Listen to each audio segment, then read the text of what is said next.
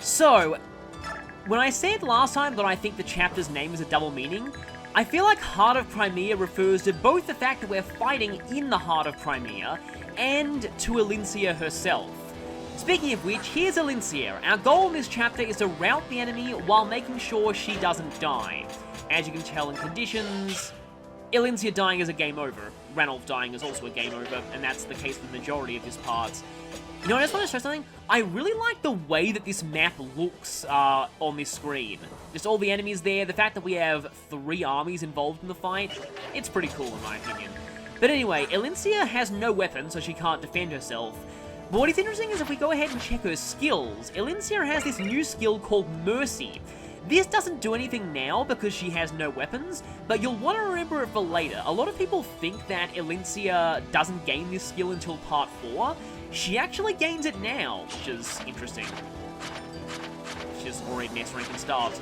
Also, we have Joffrey and the Crimean Royal Knights. They have the exact same stats and equipment that they had in the last chapter.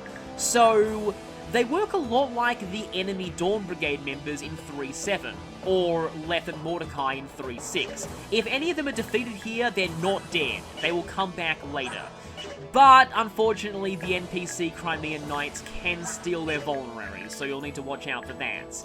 So, one thing about this chapter that's actually kind of annoying is I will quote the speedrun from AGDQ directly here. So, to quote Gwimpage from that speedrun, a lot of people like to complain about Elincia's AI in this chapter because there are some crossbow and bow enemies later on this map, and they can very easily kill Elincia if she charges up here, especially the crossbow. But to continue quoting Gwimpage, they really should be complaining about Joffrey, because Elincia's AI is set to follow Joffrey. So often Joffrey will just charge a bunch of crossbow users and get Elincia killed. He doesn't exactly do a good job of being her finest knight and protecting her in this chapter. So the reason why I said in the previous chapter that I didn't want a 3rd tier Joffrey and that I wanted him to be weak and easily defeated, it's actually a good thing if Joffrey goes down early to the enemies here. Because if Joffrey is defeated, all of the Crimean Knights, including Elincia, will just stay still for the rest of the chapter. And that makes them much easier to protect. If Joffrey is active though, they will follow him wherever he goes. And if he decides to go Leroy Jenkins, he can very easily get Elincia killed. So I kind of hope that the enemies finish off Joffrey early, but can't really count on that. So in terms of, well, let's see which units I can choose. We have 14 deployment slots here, but definitely don't want Boyd. Let's see. There really isn't much other people I could bring apart from Rice. Rice is going to be very useful as a healer. Even though I'll need to keep him protected, he will die horribly against any of the enemies here. But he is at least another healer. So, what I like to do here is have some of my forces go below and finish off the enemies down here, while others take this path and protect Elincia. Usually Ike ends up in that group. Let me just check if I can even talk to her. Ike can. Seems like no one else can. You'd think that some of the others could. So, down here I like to use Mia and Gatry, and I often like to put my archers down there too. In this case, I could probably afford to split up Rolf and Shinnon, however, they do have a support, so splitting them up might not be a great idea. I like to put a lot of characters down in this bottom area because it takes a while to break through the enemies here, and there are going to be reinforcements spawning from there. And this is a route chapter, so we'll need to deal with reinforcements quickly. Now, highly mobile characters like Ha should go in the upper Protect Elincia group, and this is usually the group that tends to reach the boss first, so that's the group that tends to be the one who beats the boss. I think I'll send Rice with the upper group, and then Janeth and Ulki usually go with the lower group. And Soren should go wherever Ike does, and I guess that means Rayson goes with the lower group here.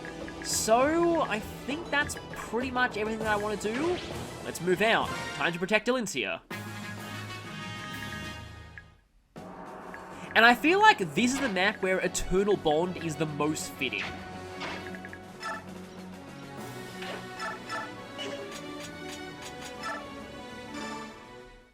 So I like to block off these areas with powerful 3rd tiers. This map is not really all that interesting overall.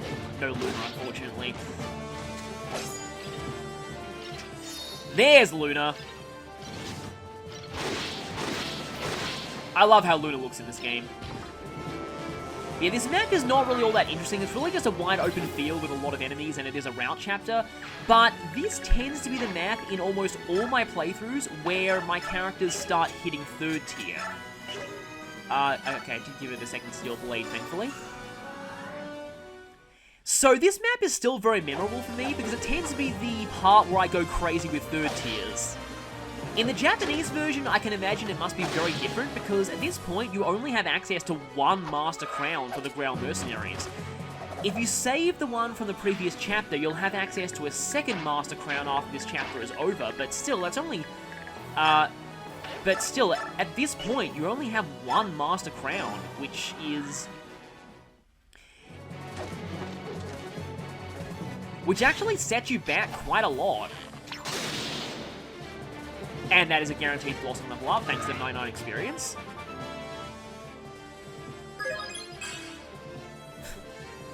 I was about to mention how Blossom can be useful once you've capped most of your stats, because it increases your chances of capping other stats without bonus experience, but, yeah.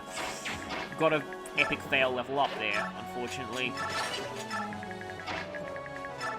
So yeah, this chapter is probably very, very different than the Japanese version, and it's just a sign of how significantly more difficult the Japanese version must have been.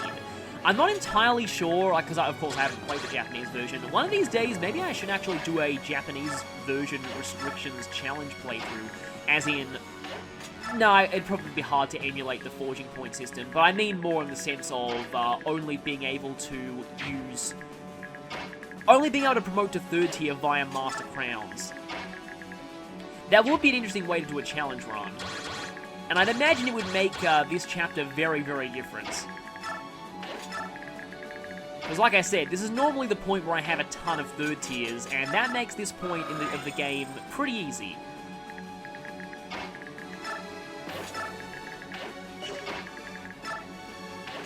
But I feel like 3rd tiering comes at just the right time when it comes now, because this is just a wide open plane for you to go completely crazy with all of your characters. Elincia is usually fine on her own for the first turn. These paladins have an annoying habit of cantoing far away after they hit her. They usually canto into range of the Crimean Knights. And the Crimean Knights aren't exactly the most useful unless they're extensively trained. Had a feeling that would happen. Rolf probably should have equipped a crossbow, but he probably wouldn't have one-rounded that enemy if he did. Okay, I might have to heal Rolf now. I feel like some of those generals might only be able to attack Nia, though. Yep, definitely needing to heal Rolf. I mean, he hasn't lost that much HP, but still. That is a lot of enemies on the upper front. I don't really want the NPCs to be getting too much experience. Thankfully, Elincia does have Renewal to keep her healthy. And here's where things get annoying. So Joffrey, okay, he does have the Horse Slayer, which is kind of helping here, although I do kind of want to conserve uses on it. So yeah, Elincia is set to follow Joffrey wherever he goes. And that can be really, really bad if Joffrey decides to charge a bunch of enemies. Oh, by the way, Lucia's back. I should probably show her stats. They're the same as they were at the end of 3-2. But this will be our only time seeing... like, this is actually the only time Lucia appears in Part 3 at all. And yeah, if you haven't trained any of the Crimean army, especially Astrid, they have a tendency to die very easily here. They're all worth bonus experience if they live, but... you might not be able to save many of them unless they're extensively trained. Don't worry about that, they are not dead, obviously. Speaking of not dead, something that I just want to mention, I wonder if these bishops are going to be as dumb as the one back in the last chapter. Something I want to mention, I don't know if I said this before, I mean, it's probably pretty obvious, but if you transfer a Path of Radiance file where a character died, they actually do not stay dead in Radiant Dawn. So character death has no effect on availability if you do data transfers, thankfully.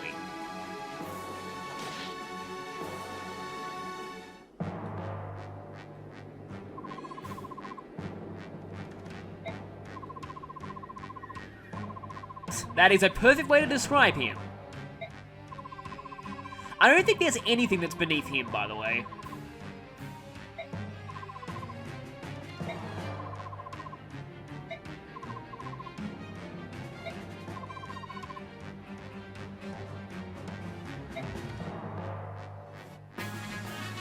That line seems to imply there won't be reinforcements in this chapter, but there actually still are. I guess they're, oh yeah, and they mentioned it right there. The enemies here are all listed as Culberts.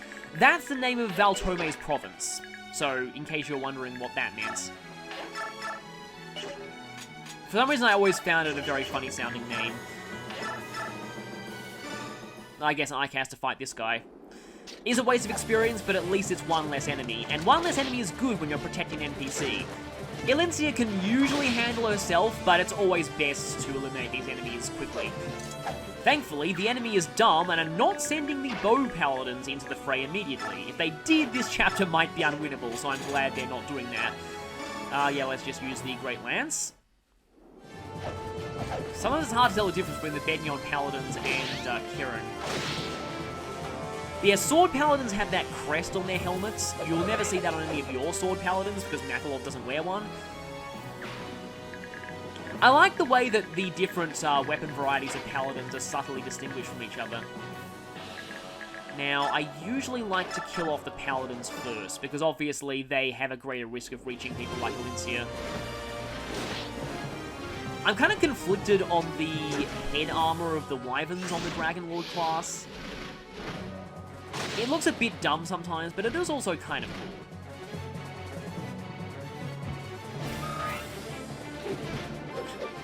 Har actually leveled up. I still don't like Har having a helmet. No strength is kind of strange. Har's getting, well, I mean, I wouldn't exactly say speed screwed because it's not like Har specialized in speed to begin with.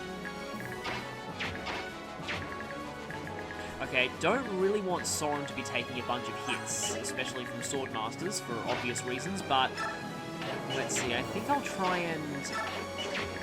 How much is Raisin's... Yeah, his transform gauge does not increase very much every turn. I guess I can go for Silencer here. I want to get rid of these two Paladins so I can form another 3-character wall. I usually use Titania... Actually, no, wait, Titania usually goes where Elincia is. I often have Oscar down here as part of the wall. Gatry is almost always part of the wall, and often Shinnen is too, because he's very bulky for an archer.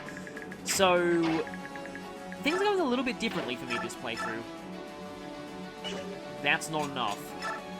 I have to... Or I could just have Gatry smash you, which is probably for the best.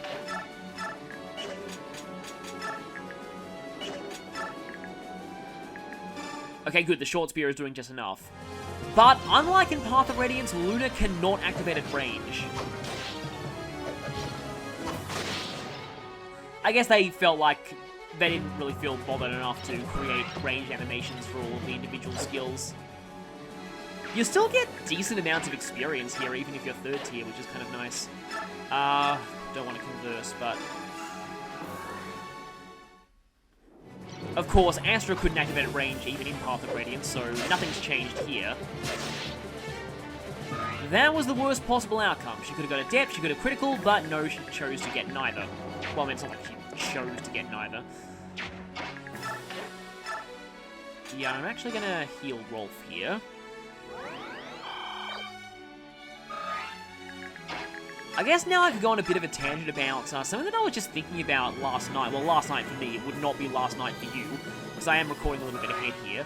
But I was thinking about Eternal Bond, and I kind of realized that very few of the chapters where Eternal Bond plays in Part 3 actually suit Eternal Bond. I just realized one of those bishops has Purge, doesn't he? Need to remember that. And nice crit there. I love the crossbow twirl when they critical.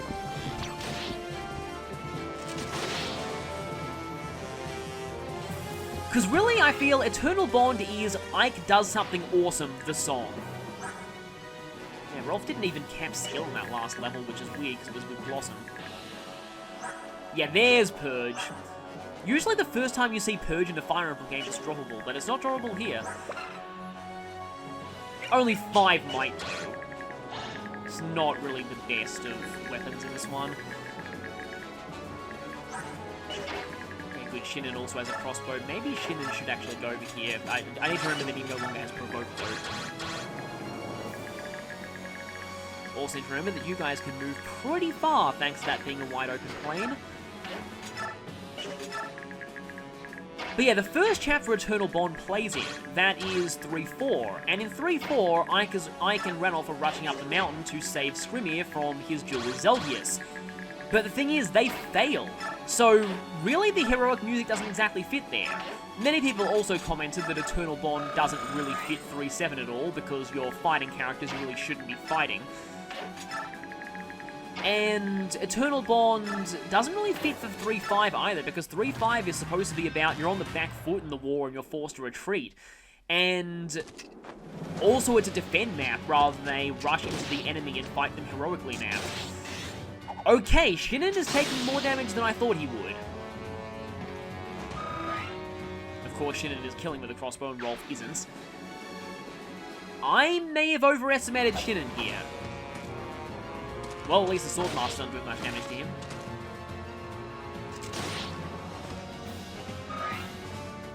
Yeah, at this point, if I fail a chapter, it's entirely on me. Well, I mean, usually if I fail a chapter, it's entirely on me, but the rest of my army is practically invincible, so I guess 80 is a curse for everyone in this playthrough. But yeah, it's my fault for risking characters with low defense. Speaking of low defense, at least Alinti got attacked by someone who can't Canto. Astrid... I spoke too soon. I was about to say Astrid's doing better than I thought she would be, and then that happened. She got doubled, because, yeah. Astrid needs to get a lot of momentum in 3-3 if you want to train her. And that's bad because it means that... Yeah, that's good. Because it means that you lose a lot of bonus experience, because every enemy left alive there is worth the XP. Just thought of another weird tangent. I find it interesting how, Japanese games tend to... I mean, it's not an absolute rule or anything, but it seems to be Japanese games that are more likely to abbreviate experience to EXP, and Western games to abbreviate it to XP. I think it's because of Dungeons & Dragons influences. Dungeons & Dragons, I think, abbreviates it to XP most of the time. And that guy's dead. No questions.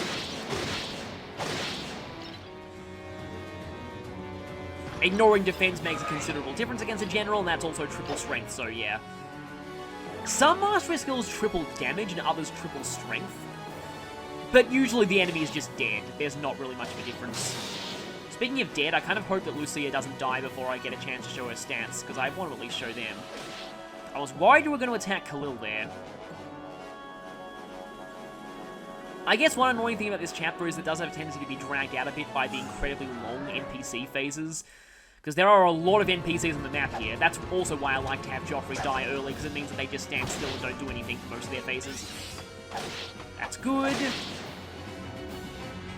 Oh yeah, it's about now that you'll start to see some pretty crazy True Blade combos in this game, such as Astra plus Cancel, and yes, it is Astra, not the other thing, it's definitely Astra. The status screen is a lie.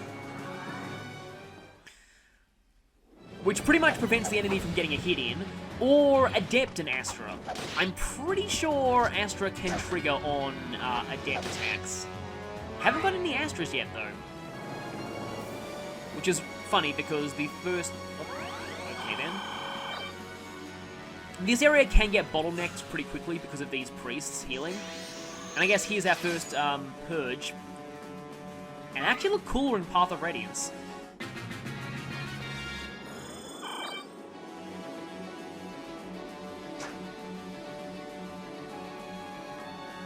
Okay then, I would kind of prefer Joffrey attack something who can counterattack. At least Joffrey is staying here though. The thing you really need to be careful of is when all of the enemies close to the NPCs die, then Joffrey tends to become Leroy Jenkins and run far forward towards Sergei's group, and then Elincia needs to really be careful.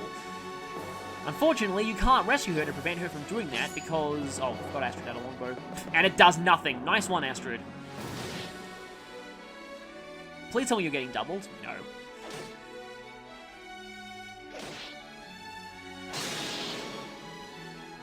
One damage critical, nice. But yeah, you can't even rescue her because you can't rescue mounted units in this game.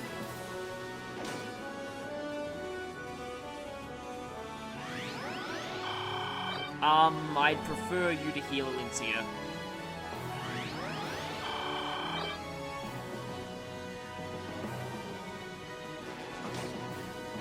Really? Those are my kills. Stop doing that. Yeah, I don't really like the Crimean Knights in this chapter. As you can probably tell, on my hard mode run, I actually was lucky enough to get Joffrey killed off really early in this map, and that made it a lot easier for me. I dread to think how it would have gone if that hadn't have happened. They kind of like to congregate around each other in star shape. Okay, yeah, there are the reinforcements. They happen after the other phase is over, and this is a bit of a problem, so I might need to pull back my line a little.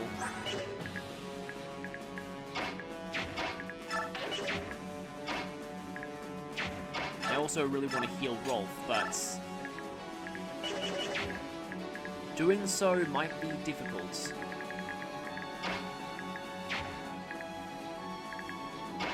Let's see. So I still need to keep the 3-person defense line here. But Nia can at least destroy you. Please, Astra. That would be amazing. I love Astra.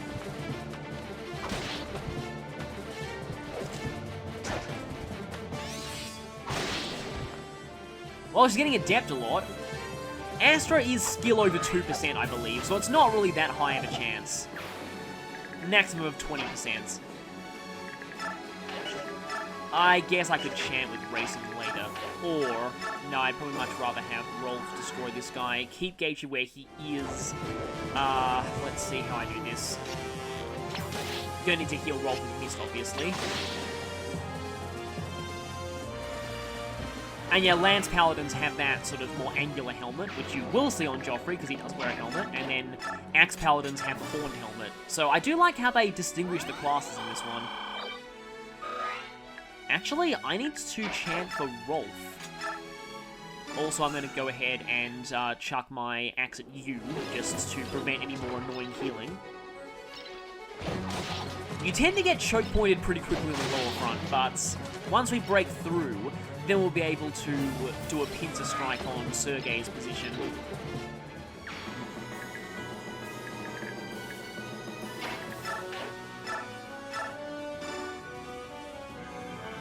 I mean, Bliss would actually help Rolf right about now, but usually moving twice is better than raising the biorhythm of one character.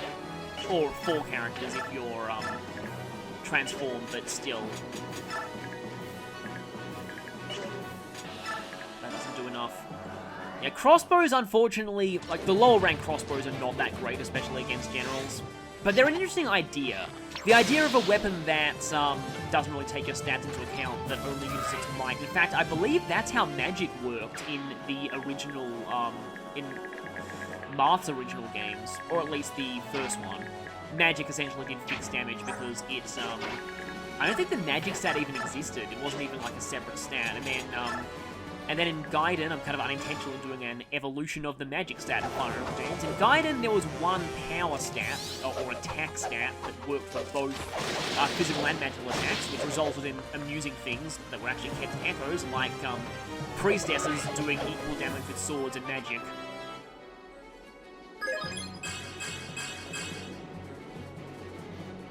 That's not bad. Nephany tends to gain a lot of resistance. And I guess Shinnon's reasonably close to leveling up, but so is Soren. And Ranulf isn't ready to transform, which is good. I might actually send Ranulf up here, though. I need to be careful of these enemies, because it only takes a few combats in the enemy phase for Ranulf to start untransforming. Which is why cats are kind of bad in this game. Ranulf is one of the few cats who can actually do good. Just... Okay, not killing you. That's good to know. I probably need to use Soren then. Well, he still isn't doubling, but he does at least kill you. The enemy Swordmasters seem to have stepped up their speed lately. Of course, my Swordmasters are now 3rd tier, and hopefully Edward will be 3rd tiering soon. Almost exactly enough for a level up. No speed is kind of typical, but no magic is a little strange for Soren. I think, though, that is pretty safe for Bryce to go over here. Just realized Shinnon doesn't have Provoke, and he was still a Magnet on the last enemy phase. That was a pretty good level up overall. And it's about now that... Actually, wait a minute. That guy's probably going to die to the Crimean Knights. In fact, I'm going to leave him there, because if I don't leave him there, there's a chance that... So, like, let me just explain my train of thought here. If I leave this guy alive, Joffrey is likely to attack him, and that keeps the Crimean Knights staying where they are. Whereas if I kill him with Ha, Joffrey is going to go charging for these guys, and that'll move the Crimean Knights forward, and I really, really don't want that, because then Alincia moves forward, and then Alincia goes in range of the snipers, and then Alincia dies horribly. So, yeah, let's not let that happen. And, you know, I just remembered I should probably check who my MVPs have been so far. Because I haven't checked that in a while. It's easy to forget the records thing. Because every other thing that's under that tab in the base is something that I can't show because of spoilers. Because both the character tree and the glossary carry over between playthroughs. So, showing any of them now would be massive spoilers. I think Shinnon will stay here-ish for now. He'll just inch forward a little. Janeth and Wilkie, meanwhile, will kind of wait until they're getting close to being transformed. Hawks take a while to transform as well. Astrid's probably... Yep, she's down.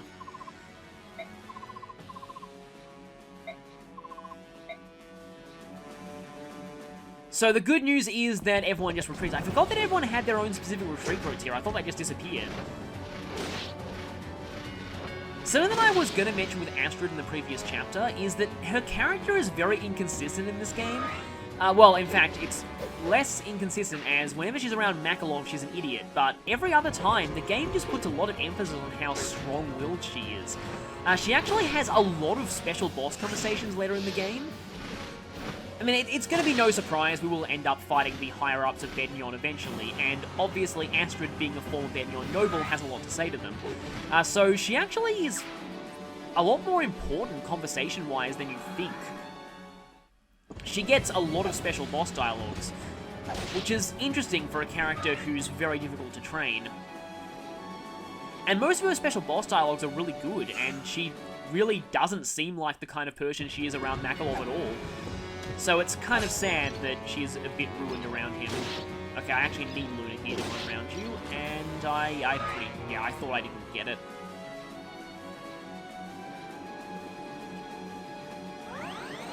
Well, at least you're being lured in one by one. I find it weird that you're going for Gatry, not Rolf, but I guess Gatry has worse resistance than Rolf does. So, let's see if my plan works. Yes, it did! So, if I, and Joffrey just avenged Astrid there, but if I had killed that guy with Ha, then the Crimean Knights would have been charging forward this turn.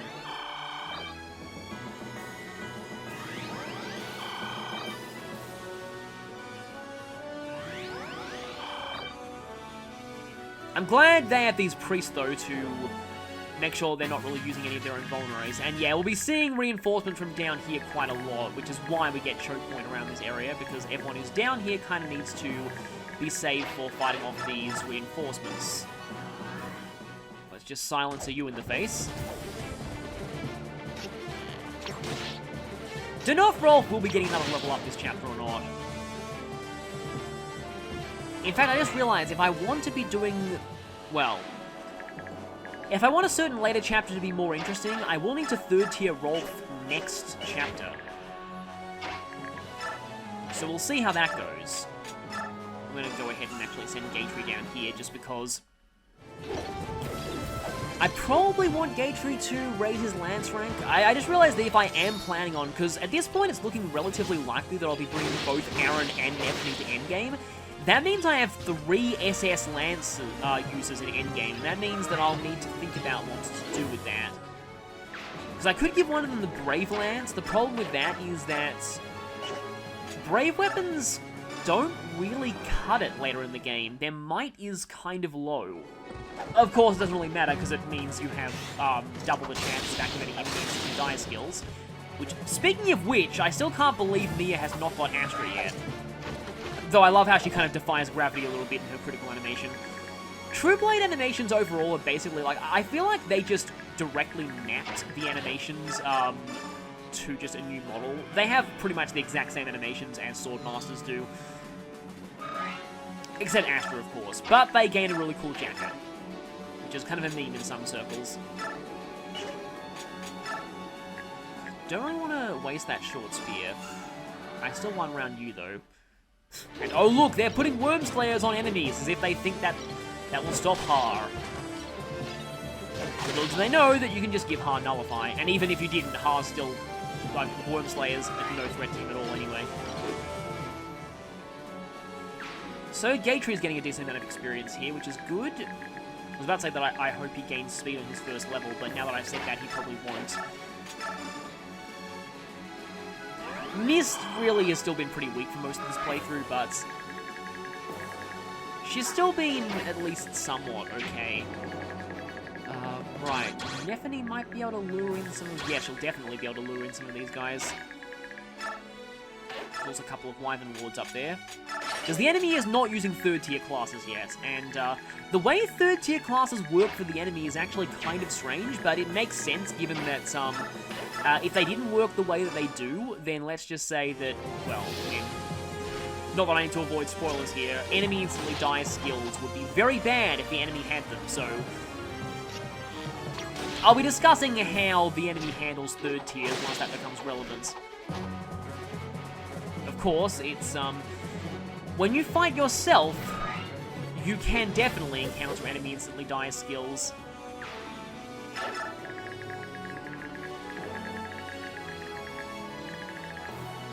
Just kind of thinking for a moment about the number of Niles that are accessible, but there aren't actually that many. At the moment, I think the only one that we have access to is the one on Khalil. You know, I'd like to have Ike talk to Alincia, but you guys are all in the way. Oh yeah, by the way, here's Lucia. She still has her torch, even though that won't be...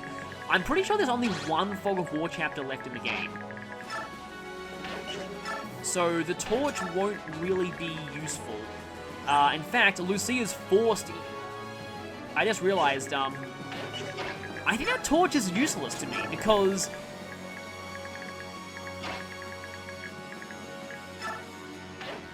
Okay, so let's just say that Lucia will not be in the chapter that has Fog of War, like the one remaining Fog of War chapter in the game. She won't be in that chapter at all, and I won't have a chance to mess with her inventory before then, so I think she'll actually be forced into a party that doesn't take on any Fog of War chapters, and thus that torch is going to be useless.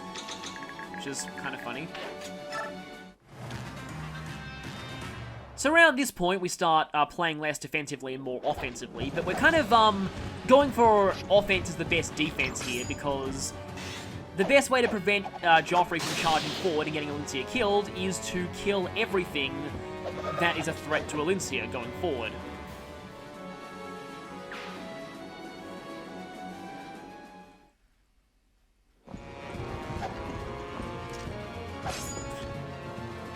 Get used to Nephany not getting hit, by the way. Most enemies at this point in the game can't really hit her very effectively. I still really love the way Sentinels/Lancers look in this game, but the female one does have weirdly impractical leg armor. I was about to say that I kind of wish that Nephany's had her Sentinel armor in Heroes, but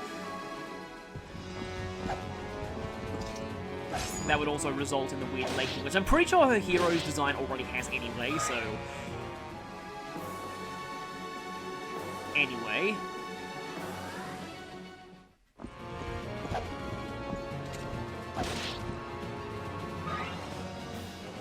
You guys have pretty good accuracy against Rolf even with Daunt, however I remember Rolf was in worse biorhythm last time I checked. Though, thankfully, we are starting to get to the point where our stats are so high that biorhythm doesn't really matter all that much. Still, I really hate how biorhythm worked in this game, and I'm glad that it didn't return in other games. I know that many people have said that, Targwell and Manakeets in Awakening kind of have biorhythm, but there it's only ever positive. So, I don't really count it there.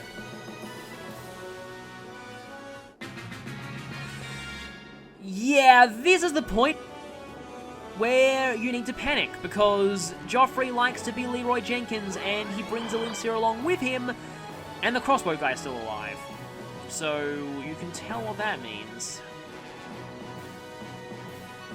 Yeah, I actually think this is one of the, like, I think Radiant Dawn is a very, well, apart from character balance, Radiant Dawn is a very well-designed game, but this is one of the few chapters I'd argue is badly designed, because look at this, okay, this guy is now in range of Alencia, so I need to kill him now, and it's all because Joffrey was dumb. I would use the hand axe, but that's not a guaranteed hit, and I kind of need a guaranteed hit here. So let's just go for the steal. Because, yeah, I feel like they should have tested this a little bit more and maybe changed Joffrey's AI behavior. Or at least change Alencia's AI behavior to not be set to follow Joffrey, because that is really dumb. An unarmed character who needs to be protected should not have their AI set to follow a character whose AI prioritizes offense above everything else. That's really not a good idea. Anytime you have a, well, I mean, this isn't exactly an escort mission, but it's an NPC protection mission. Anytime you have an NPC protection mission, you always need to make sure that you program their AI well, otherwise you will regret it. Bad things will likely happen.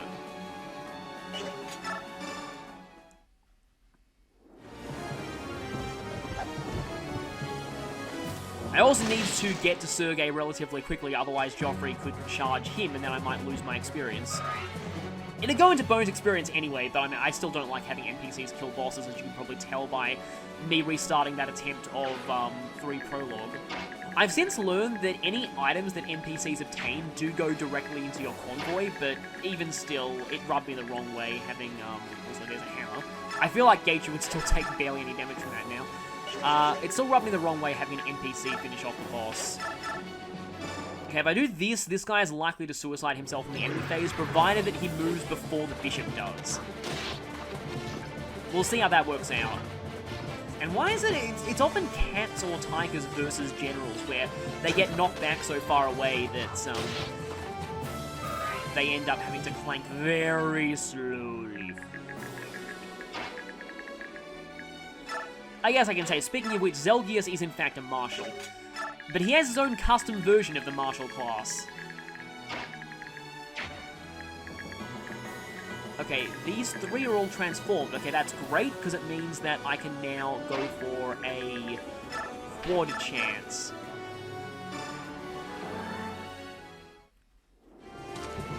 I wish I had physics staffs at this point, though, because that'd make yeast and rice a bit more useful. Physics staffs are actually kind of rare in this game, though they were a bit overly common in the last game, so I understand why they'd make them rarer in this one. Although the only real reason they were overly common is kind of due to, I wouldn't call it an exploit in the stealing system, because it's pretty much how stealing was intended, but the way that staves worked in that game, because they were never equipped, they could always be stolen, and they also didn't have any weight either, so again, they could always be stolen. And so every enemy with a physics staff was essentially a free physics staff for you. Which is probably why they made it so that you can equip that staffs are equipable in this one. Let's see. Janeth is stronger, so I'd probably rather chant for him. I almost called Janeth a her there, but let's not do that. A lot of people say that they don't actually find Janeth that feminine looking, but I thought that Janeth was a girl for the longest time. Of course, I also thought that Lucius was a girl for the longest time, but I think everyone did. And that's entirely the point, because I think, yeah, Sarah mistakes Lucius for a girl.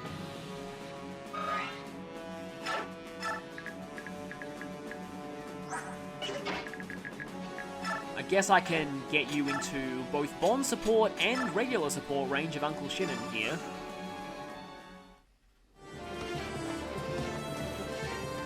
I guess speaking of support, Shinnon does not have unique support target for Rolf, but he does have... I mentioned it back in Path of Radiance when people were wondering if he had an excuse for being a jerk at all, but he does have one generic support line in Radiant Dawn where he mentions that his mother never hugged him when he was a child. So that's I don't know, slight character development for him, I guess, but it's still not, doesn't really go a long way to... The thing with Shinnen is I feel like Shinnen is that typical kind of, that guy who knows he's talented, and he's so talented that he feels himself superior to everyone around him, but people still keep him around because he really is as good as he likes to say he is, so...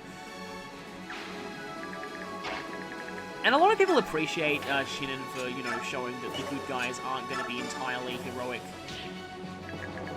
And at the very least, I mean, I don't know. I really don't want to go into this because it's more like a, I guess, like, personal morality kind of thing, which I don't really think has any place in these videos, but, I was trying to think for a second whether I consider him or Henry worse, personally. I probably tolerate him more than Henry, but, again, I don't really want to go into too much detail why. I can't really forgive the fact that Henry gets pleasure out of killing.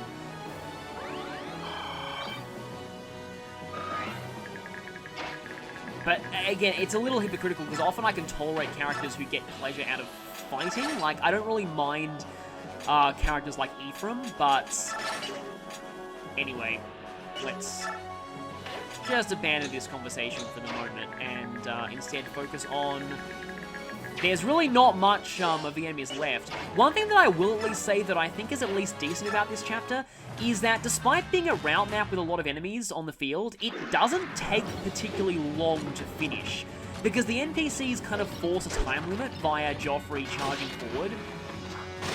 I know I said before that Joffrey charging forward was a bad thing, but I still think that that in itself is not a bad behavior. If only, I just wish that Elincia wasn't programmed to always follow him. Because that's when Joffrey charging forward becomes bad. I knew you were going to trigger stun. But I do like the fact that this chapter is relatively, I mean, short by... I mean, at this point in the game, most chapters are... I mean, most videos on chapters... I have no idea what you guys are doing. I do think that reinforcements spawn from behind eventually. Oh, holy crap, this is really bad. Joffrey usually doesn't go this far in. Poor Lucia, I feel so bad for her now.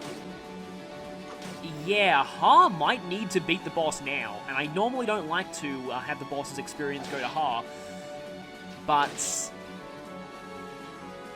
just might if I'm not careful. So I sort of wanted Rolf to get it. Because if Rolf doesn't level up during the chapter, then Blossom doesn't affect bonus experience levels. So I kind of need to get Rolf a level now, but it's looking very, very unlikely.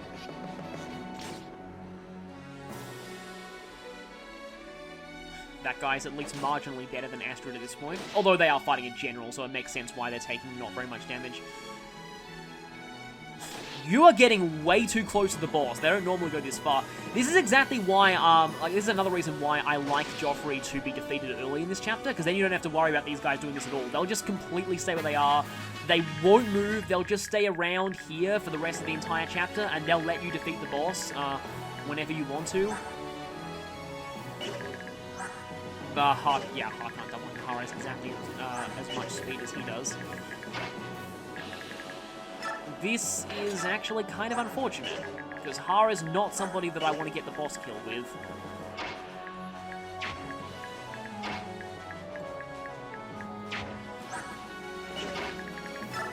Nephany could go for it. I mean, she'll probably double him. I could go for Nephany here. I really want Ike to talk to Elincia, but the NPCs are making that very hard. Oh, I see what that Wyvern Lord is doing. Yeah, I can't get to calling this guy Silvano. No, that was the boss of 3P. But no, I can't get to Septimus in melee now.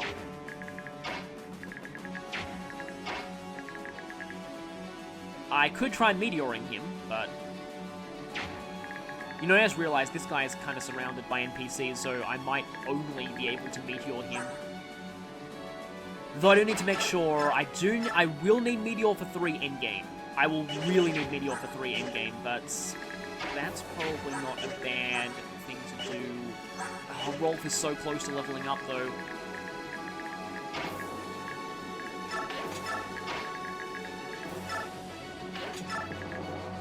Wait a minute, I don't even need to chant for Mist. I can just have Soren do the healing. Okay, how far can Racing go? Decently far. Guess I can move Shin a little further while still keeping both of them in Racing's range. I was saying that the majority of chapters at this point are around 50 minutes or more. This one might end up being a little more. In fact, there's a somewhat significant... actually, wait, if I shove Rolf up one space, he might be able to reach the, that guy.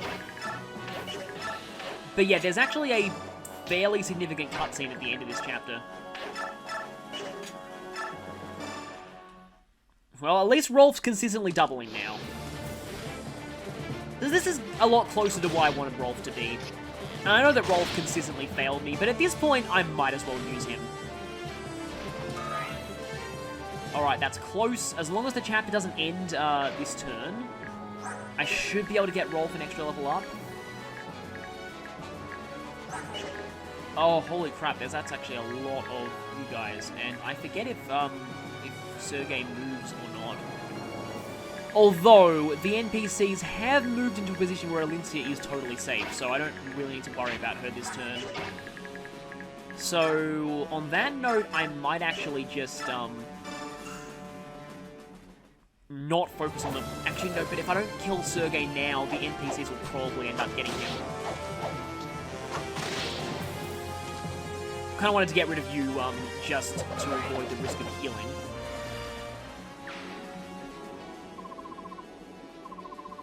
Yeah, once you get close and reduce the forces to a very small number, this happens.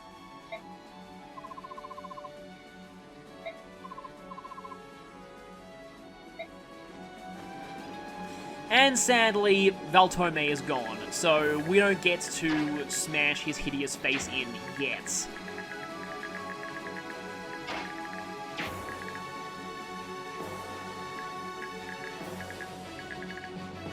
Still don't want the NPCs to finish him off, but don't really want hard to get the boss kill either. And I kind of don't want to kill either of you because that makes it easier for things to attack Sergei. So instead, I think I'll have Har hit you and do exactly enough damage to one round you, and then it's funny, I see exactly enough damage to one round things quite often in this game. It's almost as if the enemy stats are actually balanced around that kind of thing. They're probably not, but anyway. Speaking of stat balancing, I think I've said it much earlier in this playthrough, but I do think that a lot of the character balance in Radiant Dawn is designed around Japanese normal / English easy. So when I played that, I found that Leonardo does double a lot of enemies in one prologue at base, but only on easy mode. So that's kind of interesting, I guess. Oh right, Ranulph's here. Yeah, see, Alincia is out of range of them, thankfully. Though the sunset background means that it's often easy to mistake the enemy attack range for just normal sunset. Well, the ground being lit by the sunset. Okay, good. Even though Danbed's not really doing much damage to that guy. So, yeah, obviously, Culbert is the name of Valtome's province, and, dying in Valtome's name would be one of the worst ways to die. Let's not do that. That was surprisingly a good showing from the boss. Oh no. They just cleared the way for one of the bow users to attack Alincia, except they're idiots and are staying still. I had a feeling they'd do that, but I still think Alincia would probably survive one round of combat against archers. Oh, great. You're using the Brave... No, you're using the, Night Killer. Now, okay, thankfully, because Har is right near the boss, I don't need to worry about, the boss being totally blocked off by NPCs in melee range. And hopefully they don't end up killing him. We'll see how that goes. This actually didn't take as long as I thought it would. Despite it being a wide open plain route map, which usually take forever.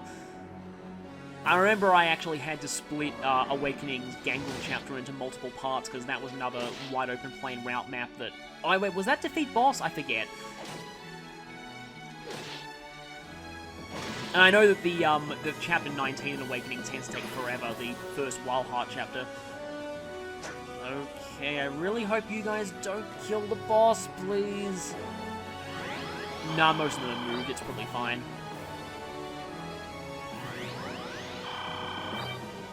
And at least Alincia is staying a little bit behind.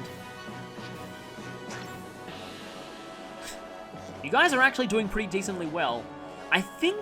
I almost called him Silvano again. I think Sergei does have some authority stars. Though I could be wrong about that. Dang it, it's just him left.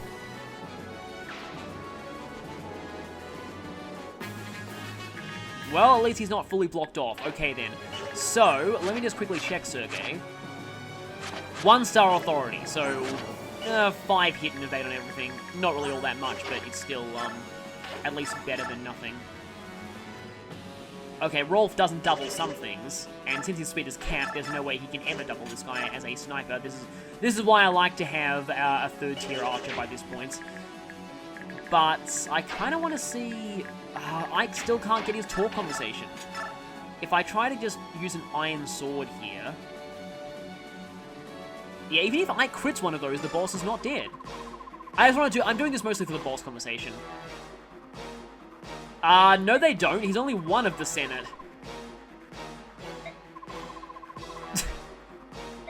Yeah, don't even try. Though I feel like the wealth probably could buy Shinnen.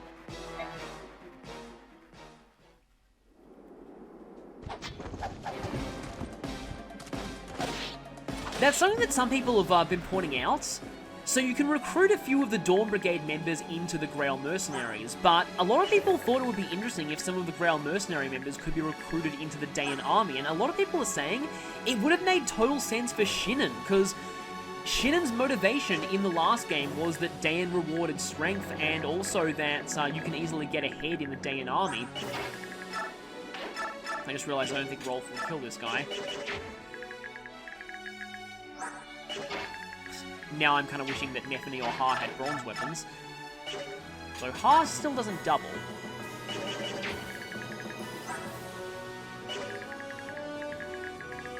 I am really wishing they had bronze weapons at this point. Is there... I don't think there's much of a... Let me try something. This is going to be ridiculous, but... I might be able to shove Rayson to the point where I actually can... Yeah, I definitely can. I can get into a position where he can chant for Rolf.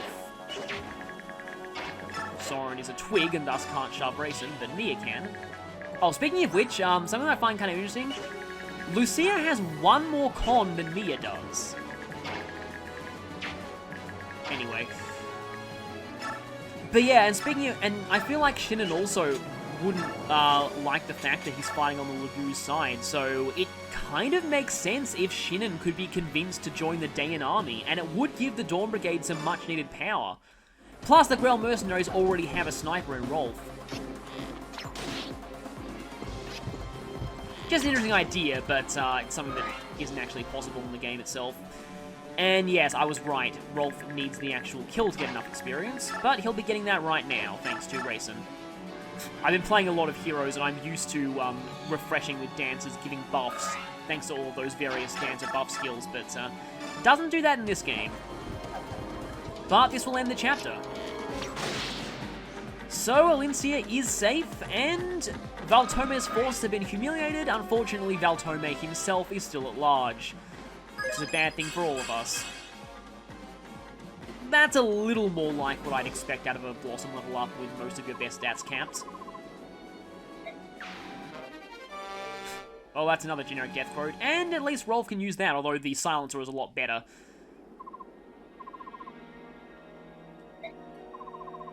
Yes, it did. It took their forces being wiped out to finally decide to give up. Yeah, we'd seen that in cutscenes earlier, but none of them were from the Greil Mercenaries' perspective, so Ike finally knows. The Senate, Zelgius, the Apostle, none of them see eye to eye. And hi there, Joffrey. You didn't get Elincia killed this time, but you have a tendency to, so I don't like you in this chapter.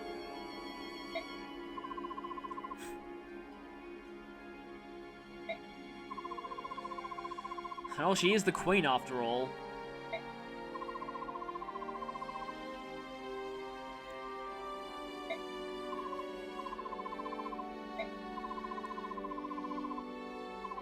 Ike is also interesting in the fact that his homeland is both Crimea and Gallia, thanks to him being born there, so we get to see both sides of that here, I guess.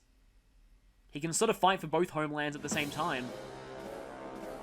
Meanwhile, so Zelgius said he would accept any punishments for deserting Valtome.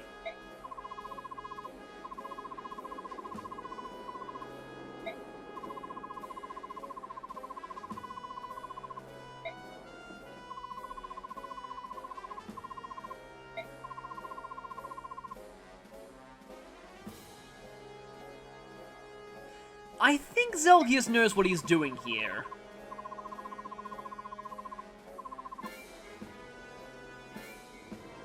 Really? You're going that far?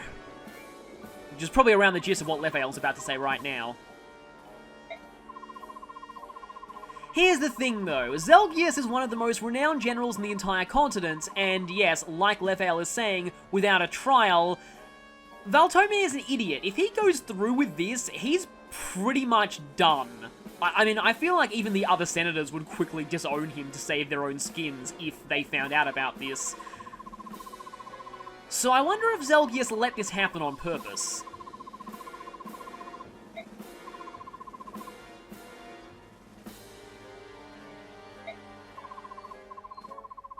That's not gonna work because Lefael will get the real word out.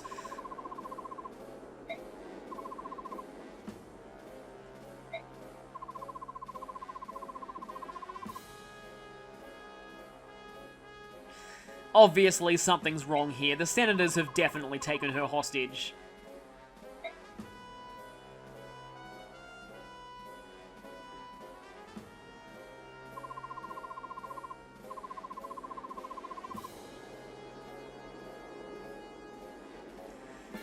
This guy's death can't come soon enough.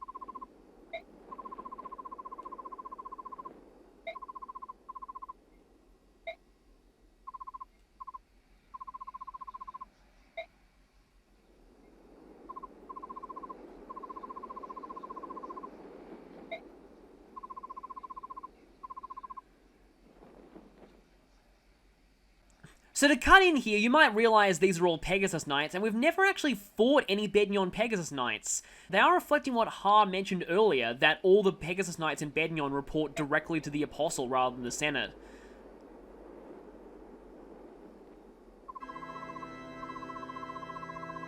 She's finally here.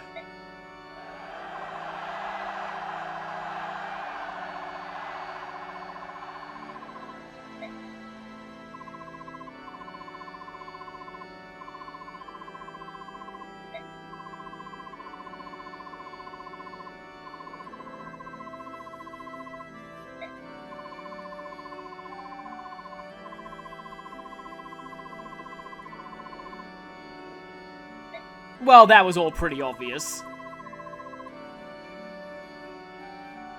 And this is gonna ruin them instantly.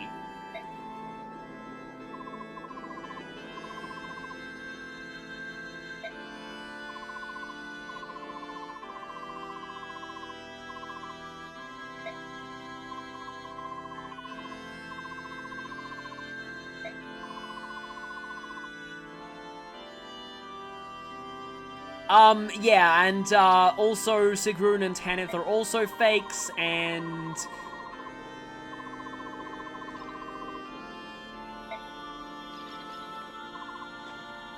Oh, and this is one of the most satisfying moments in the entire game.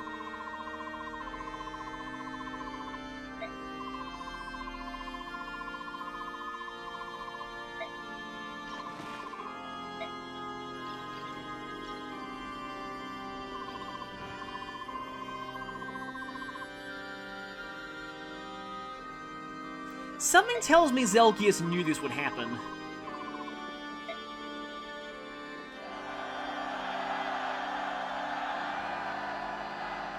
Now the Apostle's back, though, that changes things.